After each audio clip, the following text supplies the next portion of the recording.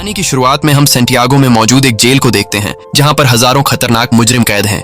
ये सेंटियागो का सबसे सिक्योर तरीन जेल है क्योंकि आज तक इस जेल से कोई भी कैदी फरार नहीं हो सका और इसका रीजन है इस जेल का वार्डन बहुत ही स्ट्रिक्ट और बेरहम इंसान है जो जरा सी गलती करने पर कैदियों को बुरी तरह से पीटता है। और यही वजह है कि इस जेल के कैदी यहाँ से भागना तो दूर बल्कि एक छोटी सी गलती करने से पहले भी 100 बार सोचते हैं। लेकिन अब वार्डन का यह खौफ ज्यादा दिनों तक चलने वाला नहीं था क्योंकि अब इस जेल में एंट्री हो चुकी थी एक बहुत ही शातिर इंसान की जिसका नाम लियोन है। लियोन एक आर्किटेक्ट है जो किसी भी बिल्डिंग को देखकर उसे पता चल जाता है कि यह बिल्डिंग कितने साल पुरानी है और इस बिल्डिंग को किस तरह से डिजाइन किया गया है। लियोन जेल में एंटर होते ही उसके दिमाग में यहाँ से भागने की प्लानिंग शुरू हो जाती है। यहाँ हमें पता चलता है कि लियोन अकेला नहीं है बल्कि उसके साथ 4 साथी भी हैं जो यहाँ से भागना चाहते हैं। कुछ देर बाद जेल का एक ऑफिसर सभी कैदियों को लाइन से खड़ा करके जेल के रूल्स बताता है और कहता है कि अगर किसी ने भी रूल तोड़ने की कोशिश की तो उसे मार दिया जाएगा। इसके बाद सभी कैदियों को उनके ब्लॉक्स की तरफ लाइन से ले जाया जाता है। यहाँ लियोन दौड़ते हुए सेल नंबर 50 को पकड़ने की कोशिश करता है क्योंकि उसने पता लगा लिया होता है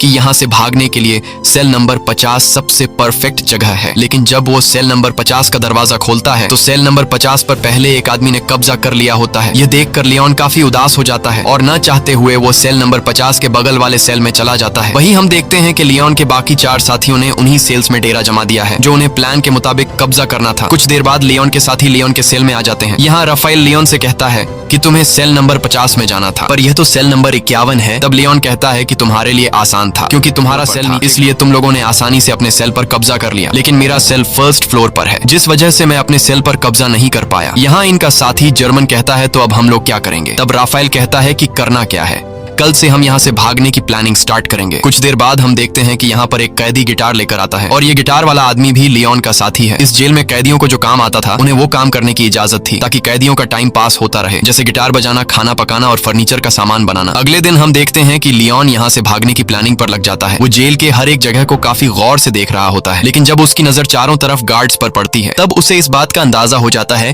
कि यहाँ से दीवार से कूदकर भागना काफी मुश्किल है। इसके बाद वह प्लान बी पर काम करते हुए पैदल चलकर कदमों से जेल की लंबाई का नाप लेने लगता है। जेल की लंबाई नापने के बाद वो सीधा अपने साथियों के पास पहुंचकर उनसे कहता है कि हमें कैसे भी करके यहाँ से भागना होगा। तब जर्मन ने कहा कि तुम पागल हो गए हो, यहाँ से भागना इम्पॉसिबल है क्योंकि चारों तरफ जेल की ऊंची दीवारें हैं जिससे हम कभी भी कूदकर भाग नहीं सकते और गार्ड्स भी चारों तरफ से हम पर नजर जमाए रखे हैं। अगर उन्हें जरा सा भी हम पर शक हुआ तो वो हमें मार डालेंगे। तब लियोन कहता है कि मैंने कदमों का इस्तेमाल करके जेल के बाहर जाने तक का रास्ता नाप लिया है। हम यहाँ से जेल के बाहर वाले रोड से सिर्फ 90 मीटर की दूरी पर खड़े हैं, इसलिए हमें दीवार से कूदकर यहाँ से नहीं भागना है बल्कि हम यहाँ जमीन के नीचे एक सुरंग बनाएंगे जो यहाँ से बाहर तक जाएगी। इस जेल के बाहर जंगल है और अगर हम एक बार यहाँ से निकल गए तो जेल के बाहर जंगल में गार्ड्स हमें ढूंढ नहीं पाएंगे और बड़ी आसानी से हम यहाँ से फरार हो जाएंगे। लेकिन यहाँ इनके दिमाग में सबसे बड़ा सवाल यह होता है कि इतनी लंबी सुरंग जब यह लोग बनाएंगे तो उस सुरंग से बाहर निकलने वाली मिट्टी यह लोग कहाँ गिराएंगे। यह सवाल परेशान कर रही थी और लियोन सोच में पड़ जाता है कि सुरंग से निकलने वाले मिट्टी को आखिर कहाँ फेंका जाए। अब जब यह तीनों सुरंग से निकलने वाली मिट्टी को छुपाने के बारे में प्लान बना रहे होते हैं तभी एक कैदी की नजर इन पर पड़ती है जिसका नाम बिगोट है। बिगोट एक धोखेबाज इंसान है जो इस जेल के वार्डन के साथ मिला हुआ है और जब भी वो किसी कैदी को जेल से भागने या फिर कोई रूल तोड़ते हुए देखता है तब बिगोट चुपके से सीधा जाकर गार्ड्स को शिकायत लगा देता है। और अब वो पिछले काफी टाइम से लियोन और उसके 2 साथियों पर नजर रख रहा होता है। इन तीनों को काफी टाइम से एक साथ बात करते हुए देखकर बिगोट को इन पर शक हो जाता है, इसलिए वो सीधा आकर राफेल से मिलता है, राफेल और कहता है कि मैंने पिछले कई दिनों से तुम तीनों पर नजर रखी है और मुझे पता है कि तुम तीनों यहाँ से भागने का प्लान बना रहे हो, इसलिए मैं भी तुम्हारे साथ यहाँ से भागने के प्लान में शामिल होना चाहता हूँ। यहाँ बिगोट के चेहरे को देखकर राफेल को कुछ गड़बड़ नजर आता है, इसलिए राफेल बिगोट से कहता है कि ऐसी कोई बात नहीं, हम तीनों तो बस बातचीत कर रहे थे और हमारा यहाँ से भागने का कोई भी प्लान नहीं है। अगले दिन लियोन, जर्मन और राफेल तीनों नीचे वाली सेल में आए। राफेल एक तरफ की दीवार को देखकर कहा कि हम इसी दीवार को खोदकर सुरंग बनाएंगे, लेकिन मसला यह था कि अगर खुदाई का काम शुरू कर दिया गया तो सुरंग को खुला नहीं छोड़ सकते क्योंकि हर शाम गार्ड्स हर एक सेल की चेकिंग करने आते हैं और अगर गार्ड्स ने सुरंग देख लिया तो हम सब पकड़े जाएंगे। तब लियोन कहता है कि हम इस दीवार के एक हिस्से को तोड़कर सेम उसी तरह का एक फेक ब्लॉक बनाएंगे ताकि शाम को जब भी गार्ड सेल की चेकिंग करने आए तब हम उस फेक ब्लॉक को दीवार में लगाकर सुरंग को छुपा देंगे और गार्ड्स के पकड़े जाने से बच जाएंगे। अब यह सब तो ठीक था, लेकिन सबसे बड़ा सवाल यह था कि सुरंग में से निकलने क्या करेंगे। तब लियोन अपने गिटार वाले दोस्त को सेल में बुलाता है और वो अपने गिटार में से एक बड़ा स्क्रू ड्राइवर निकालकर लियोन को देता है, जिसके बाद लियोन ऊपर छत में एक चौकोर सुरंग करने लगता है जिससे बाहर काफी शोर हो रहा था। अब शोर से बचने के लिए गिटार वाला आदमी गाना गाकर गिटार बजाने लगता है जिससे किसी को भी सेल के अंदर का शोर सुनाई नहीं देता और कुछ देर की मेहनत के बाद लियोन छत में सुरंग करने में कामयाब हो जाता है। अब यहाँ लियोन जब उस होल से अपना सर बाहर निकाल कर देखता है तो उसे छत पर एक बड़ा खाली जगह दिखाई देता है, जिसे देखकर लियोन काफी खुश हो जाता है क्योंकि यहाँ पर 80 टन से भी ज्यादा मिट्टी आसानी से रखी जा सकती थी। अब शाम होने वाली थी और जल्द ही गार्ड्स आकर सेल की चेकिंग शुरू करने वाले थे, इसलिए राफेल डर जाता है और कहता है कि हमें जल्दी ही इस होल को बंद करना होगा। तब लियोन ने कहा कि जल्दी से मुझे अंडे लाकर दो। यह सुनकर राफेल गुस्सा हो जाता है और कहता है कि तुम्हें इस वक्त मजाक सूझ रहा है। तब लियोन कहता है कि तुम जल्दी से अंडे लाकर दो और फिर मेरा कमाल देखो। यह सुनकर राफेल अंडे लेने जाता है और लियोन जर्मन के साथ मिलकर छत के गिरे हुए मलबे को और तोड़ते हैं और उसका मिट्टी बना लेते हैं। कुछ देर बाद राफेल जल्दी से अंडे लेकर आ जाता है। तब लियोन उस मलबे से बनाई गई मिट्टी को एक बाल्टी में डाल देता है, साथ ही वो उस बाल्टी में चूना भी डालता है और फिर उसके अंदर अंडे मिक्स कर देता है। वही इनका साथी जो बाहर गिटार बजा रहा होता है वह अपने गिटार में एक अलग धुन बजाना शुरू कर देता है जो खतरे की एक वार्निंग होती है, यानी कि सिक्योरिटी गार्ड सेल्स की चेकिंग लेने के लिए आ रहे हैं। तब सेल के अंदर मौजूद लोग भी उस खतरे की घंटी को सुन लेते हैं और समझ जाते हैं कि गार्ड्स आ रहे हैं, इसलिए यह सभी लोग और भी जल्दी से काम करने लगते हैं और यह लोग उस मलबे को आटे की तरह गूंद कर उसका एक ब्लॉक बनाते हैं, जिसके बाद यह लोग उस ब्लॉक को ऊपर होल में फिट कर देते हैं और नीचे से उस जगह पर एक पोस्टर लगा देते हैं। कुछ देर बाद गार्ड्स उनके सेल के अंदर आ जाते हैं और वो गार्ड्स लियोन और उसके दोस्तों को उनकी सेल से बाहर निकालते हैं। गार्ड्स उनके सेल की अच्छी तरह से चेकिंग लेते हैं लेकिन अंदर उन्हें कुछ भी नहीं मिलता। तब एक गार्ड को ऊपर छत पर लगा वही पोस्टर दिखाई देता है, लेकिन जैसे ही गार्ड उस पोस्टर को उतारने वाला होता है तभी उसे बाहर से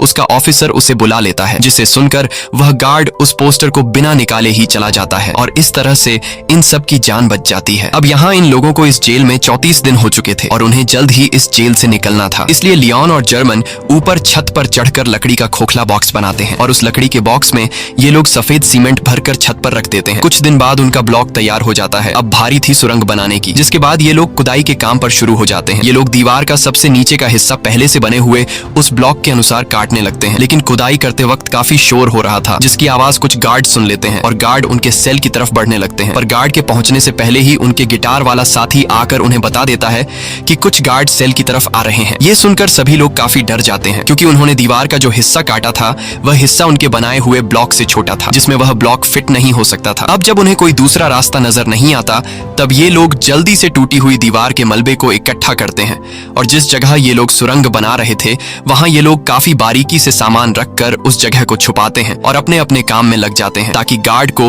उन पर शक न हो। कुछ देर बाद एक गार्ड उनके सेल के अंदर आता है और वह गार्ड इनके सेल के चारों तरफ नजर घुमाकर चेक करता है कि कहीं ये लोग यहाँ से भागने की प्लानिंग तो नहीं कर रहे, पर उसे कुछ भी गड़बड़ नहीं नजर आता, इसलिए वह गार्ड वहां से चला जाता है। गार्ड के जाते ही ये लोग रेडियो का आवाज तेज कर लेते हैं और फिर से खुदाई के काम पर लग जाते हैं। कई घंटों की मेहनत के बाद फाइनली ये लोग ब्लॉक के शेप का एक परफेक्ट हिस्सा काट लेते हैं और सफेद सीमेंट के उस ब्लॉक को वहां पर फिक्स कर देते हैं। अब यहाँ खुदाई से निकले हुए मलबे को ये लोग एक बैग में भर लेते हैं और उस बैग को ऊपर वाले सेल में ले जाते हैं जहां उन्होंने पहले से सेल की छत को तोड़कर होल बनाया था और उस होल को उन्होंने अंडे और मलबे को मिक्स करके एक छोटा सा ब्लॉक बनाकर छुपा दिया था। ये लोग उस ब्लॉक को निकालकर उसके ऊपर जो खाली जगह होती है वहां पर ये लोग मिट्टी जमा करना शुरू कर देते हैं। छत पर मिट्टी रखने के बाद ये लोग छत वाले ब्लॉक को वापस लगाकर उसे व्हाइट सीमेंट से कवर कर देते हैं और उसे वापस से फोटो से ढक देते हैं। इसी तरह रोजाना वह गिटार वाला उनका साथी गिटार बजाकर लोगों का ध्यान भटकाता है, साथ ही वह पुलिस पर भी नजर रखता है और लियोन, राफेल और जर्मन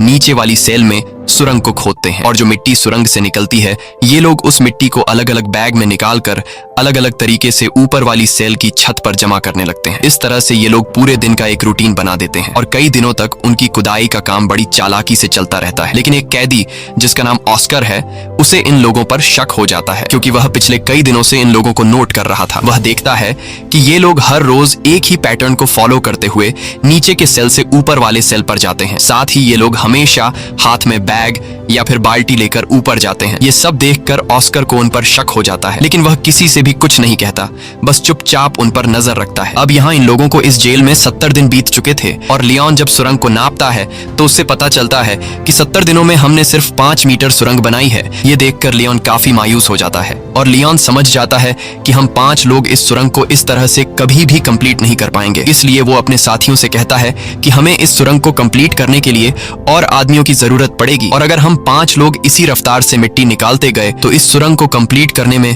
हमें 5 साल लग जाएंगे। इसलिए हमें सुरंग को और तेजी से खोदना होगा। वही उनका साथी जर्मन जब बैग में मिट्टी भरकर ऊपर ले जा रहा था, तभी एक पुलिस वाला उसे रोक लेता है और जर्मन से पूछता है कि इस बैग में क्या है। तब जर्मन कहता है कि कुछ खास नहीं, बस मेरी जरूरत का कुछ सामान है। ये सुनकर वह पुलिस वाला जर्मन से कहता है कि अच्छा ठीक है, चलो अब बैग खोलकर दिखाओ। ये सुनकर जर्मन घबरा जाता है और जर्मन को लगता है कि आज हम सभी पकड़े जाएंगे। लेकिन जब जर्मन अपना बैग खोलता है तो उसमें कुछ सामान रखा गया था। दरअसल जर्मन ने पहले से बैग में मिट्टी नीचे छुपाई होती है और सामान ऊपर रख दिया होता है, लेकिन गार्ड को जर्मन पर शक होता है। इसलिए वह गार्ड जर्मन से कहता है कि मेरे पीछे चेकिंग रूम में आओ। तब जर्मन बड़ी चालाकी से नीचे बैठा अपने साथी लियोन के साथ उसी तरह का सेम एक दूसरा बैग बदलकर गार्ड के पीछे चेकिंग रूम में चला जाता है। चेकिंग रूम में जब वह गार्ड जर्मन के बैग को अच्छी तरह से चेक करता है तो उसके अंदर सामान के अलावा कुछ भी नहीं मिलता, जिसके बाद वह गार्ड जर्मन को जाने देता है। अब इन सभी कैदियों को जेल में 86 दिन बीत चुके थे और अब ये लोग और ज्यादा दिन यहाँ नहीं रहना चाहते थे। इसलिए लियोन और उसके साथी जल्दी से सुरंग के काम को बढ़ाने के लिए ऊपर वाले फ्लोर के कुछ कैदियों को अपने साथ मिला लेते हैं। यहाँ लियोन उन नए कैदियों को दीवार से ब्लॉक हटाकर सुरंग भी बताता है। ये देखकर वो कैदी फौरन इनके साथ मिलकर काम करने को मान जाते हैं, क्योंकि वो सोचते हैं कि अगर 5 लोग मिलकर 7 मीटर लंबा सुरंग खोद सकते हैं तो हम सब एक साथ मिलकर जल्द ही इस सुरंग को पूरा कर लेंगे। और साथ ही इन नए आने वाले कैदियों में कुछ कैदी ऐसे भी थे जिन्हें फांसी होने वाली थी, इसलिए वो लोग तो पहले से यहाँ से भागने का चांस ढूंढ रहे थे। अब लियोन जब समझ जाता है कि सभी कैदी सुरंग के लिए तैयार हो चुके हैं, तब लियोन उन्हें अपना प्लानिंग बताते हुए कहता है कि हम डेली 1 घंटे की शिफ्ट में काम करेंगे। 2 लोग खुदाई का काम करेंगे, 2 लोग मिट्टी ऊपर ले जाएंगे और 2 लोग गार्ड्स पर नजर रखेंगे। बाकी लोग जेल के नॉर्मल काम करेंगे ताकि किसी को हम पर शक न हो। और जो भी कैदी 2 घंटे सुरंग की खुदाई करने के बाद वापस बाहर निकलेगा उसे फौरन नहाकर अपने कपड़े भी धोने होंगे ताकि गार्ड्स को उसके कपड़ों पर मिट्टी के निशान नजर न आए। अब इन लोगों का काम काफी तेजी से चल रहा होता है और यह लोग रोजाना 100 किलो मिट्टी एक दिन में निकालने लगते हैं। अब यहाँ हमें पता चलता है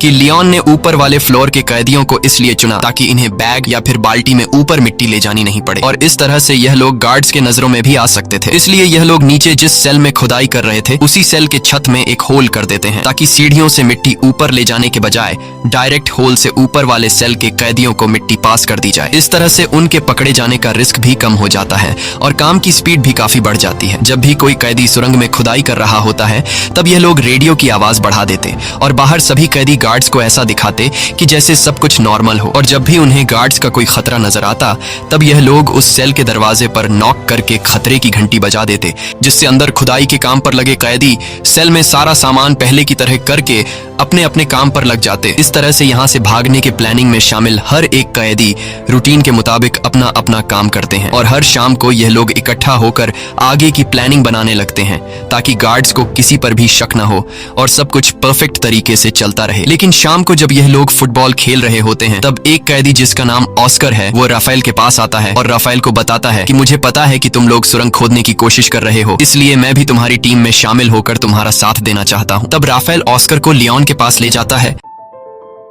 और लियोन ऑस्कर को भी अपनी टीम में शामिल कर देता है। यहाँ लियोन अपने 2 साथी जर्मन और राफेल से कहता है कि जिस हिसाब से काम चल रहा है मुझे पूरा यकीन है कि हम जल्द ही इस सुरंग को कंप्लीट कर देंगे और जल्द ही यहाँ से बाहर निकल जाएंगे। लेकिन बाहर निकलने के बाद भी हम लोग पकड़े जा सकते हैं क्योंकि हम 4-5 नहीं बल्कि पूरे 40 लोग हैं, और अगर बाहर निकलने के बाद भागते हुए हमें पुलिस ने देख लिया तो पुलिस हमारे पीछे गाड़ी लगाकर हमें पकड़ लेगी। इसलिए हमें यहाँ से बाहर निकालने के लिए बाहर के एक बंदे की जरूरत होगी जो हमारा यहाँ से बाहर निकलते ही हमारे लिए एक बस तैयार रखे। अब यहाँ ये लोग सोच में पड़ जाते हैं कि बाहर से हमारी कौन मदद कर सकता है।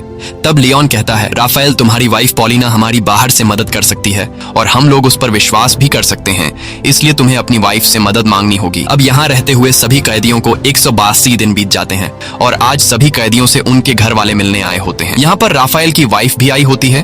तब राफेल अपनी वाइफ पॉलिना को उनके पूरे प्लान के बारे में बताता है और कहता है हमें तुम्हारी बाहर से मदद चाहिए होगी, इसलिए बाहर तुम्हें कुछ लोगों के साथ जुड़कर हमारे लिए एक बस का इंतजाम करना होगा। पॉलिना मान जाती है और वो वहां से चली जाती है। अब जेल में सुरंग खोदते हुए इन कैदियों को 205 दिन बीत चुके थे और इन लोगों ने सुरंग को भी काफी लंबा कर दिया था। लेकिन एक दिन इनका साथी जो गिटार बजाया करता था, वो जब सुरंग के अंदर खुदाई के काम पर लगा होता है, तभी वहां पर सेल की चेकिंग के लिए गार्ड्स आ जाते हैं। यह देखकर बाहर खड़ा राफेल और लियोन काफी ज्यादा घबरा जाते हैं, क्योंकि पिछले कई दिनों से रात में सेल की चेकिंग होती थी, लेकिन आज गार्ड्स दोपहर में सेल की चेकिंग करने आए हैं, जैसे उन्हें शक हो गया हो कि जेल में कोई सुरंग खोदने की कोशिश कर रहा है। और गार्ड्स को देखकर लियोन दौड़ते हुए अंदर जाकर सभी को वार्न कर देता है और कहता है कि जो भी सामान यहाँ वहाँ बिखरा पड़ा है उन्हें जल्दी से छुपा दो। ये सुनकर जो लोग काम पर लगे हुए होते हैं वो सभी सुरंग का काम छोड़कर अपने अपने काम पर लग जाते हैं। यहाँ इस गिटार वाले के साथ जो दूसरा साथी सुरंग में गया होता है वो भी बाहर आने लगता है,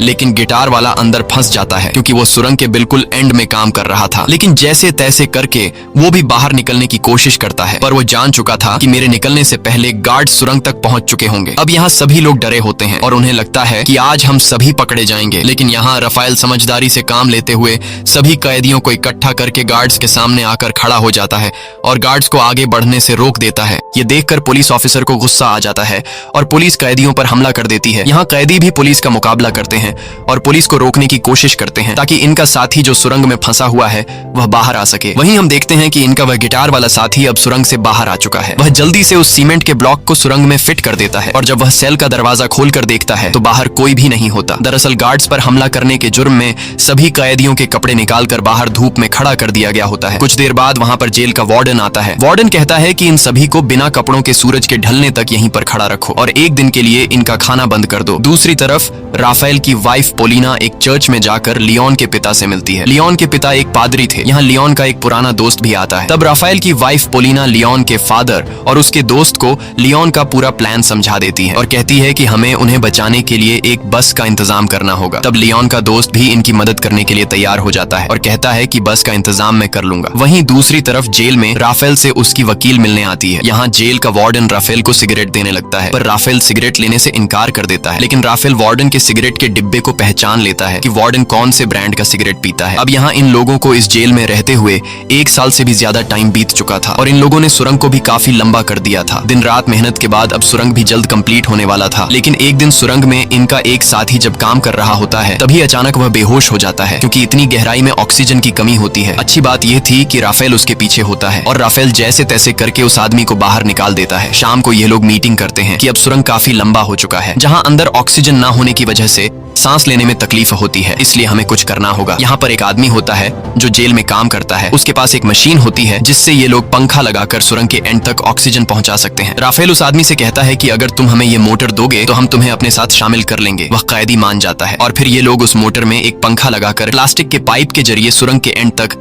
ऑक्सीजन पहुंचाने में कामयाब हो जाते हैं और अब सुरंग के एंड में काम करने वाले लोगों को सांस लेने में तकलीफ नहीं होती। इस तरह से इनका काम फिर से जारी हो जाता है। लेकिन अब जेल के वार्डन को कैदियों पर शक होने लगता है, इसलिए जेल का वार्डन अपने पास एक कैदी को बुलाता है जिसका नाम बिगोट है। वार्डन बिगोट को सिगरेट का पैकेट देता है और उससे कहता है कि मुझे जेल में कुछ न कुछ गड़बड़ नजर आ रहा है, इसलिए तुम्हें कैदियों पर नजर रखनी होगी कि वो क्या करने की कोशिश कर रहे हैं। और बिगोट मान जाता है। दरअसल बिगोट को अभी तक पता नहीं होता कि जेल में कैदी सुरंग खोदने की कोशिश कर रहे हैं। अब यहाँ इन लोगों को सुरंग खोदते हुए इस जेल में 514 दिन बीत जाते हैं और उन्होंने अब जेल के बाहर तक सुरंग खोद दी होती है। अब जहां तक उन्होंने सुरंग खोदी होती है वहां पर राफेल नीचे से एक छोटा सा सुरंग करके ऊपर एक लाल कलर का लिक्विड गिरा देता है ताकि बाहर राफेल की वाइफ और लियोन के साथी को पता चल जाए कि सुरंग यहां तक खोदी जा चुकी है। वही बिगोट को राफेल और उसके साथी लियोन पर शक तो होता है, पर उसे पूरा यकीन नहीं होता कि ये लोग सच में सुरंग खोद रहे हैं। इसलिए बिगोट अपने शक को यकीन में बदलने के लिए राफेल के पास आकर उसे कहता है कि अगर तुम लोग यहाँ से भागने की प्लानिंग कर रहे हो तो प्लीज मुझे भी अपने साथ शामिल कर लो। मैं यहाँ थक चुका हूँ, बाहर मेरी वाइफ और मेरी बेटी मेरा इंतजार कर रही है।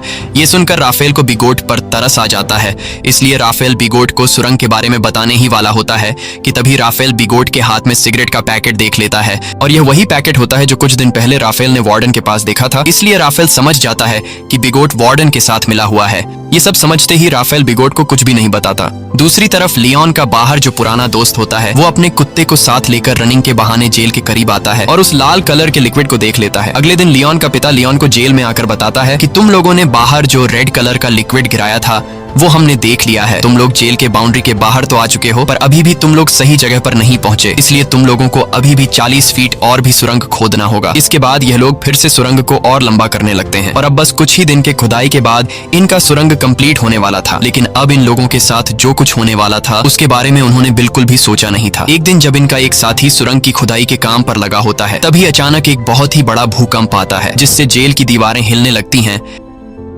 लियोन उस वक्त अपने दोस्तों के साथ बाहर फुटबॉल मैच देख रहा था। भूकंप के झटके महसूस होते ही वो तेजी से सुरंग की तरफ भागा। यहाँ गार्ड्स सभी कैदियों को जेल से बाहर निकालने लगते हैं ताकि कहीं इन पर जेल की दीवारें न गिर जाएं। और लियोन भी जैसे तैसे करके सुरंग के अंदर फंसे हुए अपने साथी को बाहर निकाल लेता है। अब लियोन ने अपने साथी को तो बचा लिया था, लेकिन अब उसे डर था कि कहीं भूकंप की वजह से अंदर से सुरंग टूट नहीं गया हो। इसलिए लियोन फिर से सुरंग के अंदर जाता है और अंदर जाकर वो देखता है कि सुरंग पूरी तरह से सेफ है। ये देखकर लियोन को सुकून मिल जाता है। अब जब इनके सुरंग का काम पूरा होने वाला होता है, तब लियोन जाकर जेल के एक कैदी से मिलता है जो कि व्हील चेयर पर होता है। लियोन उससे कहता है कि हम जल्द ही यहाँ से भागने वाले हैं, इसलिए मैं चाहता हूँ तुम भी हमारे साथ चलो। लेकिन वो व्हील चेयर पर बैठा आदमी कहता है, तुम जल्द से जल्द यहाँ से भाग जाओ और मेरी चिंता मत करो, मैं तुम्हारे साथ नहीं आ पाऊंगा। अब फाइनली वो दिन आ गया जिस दिन ये लोग इस जेल से भागने वाले थे। और जैसे ही सभी कैदी रात को टीवी देखने में मसरूफ होते हैं, तब वो सभी कैदी जो यहाँ से भागने की प्लानिंग में शामिल थे, वो सभी एक एक करके उठकर जाने लगते हैं। यहाँ किसी को भी इन पर शक नहीं होता क्योंकि सबका ध्यान टीवी में रोमांटिक फिल्म पर होता है। और भागने वाले सभी कैदी सुरंग वाले सेल में आ जाते हैं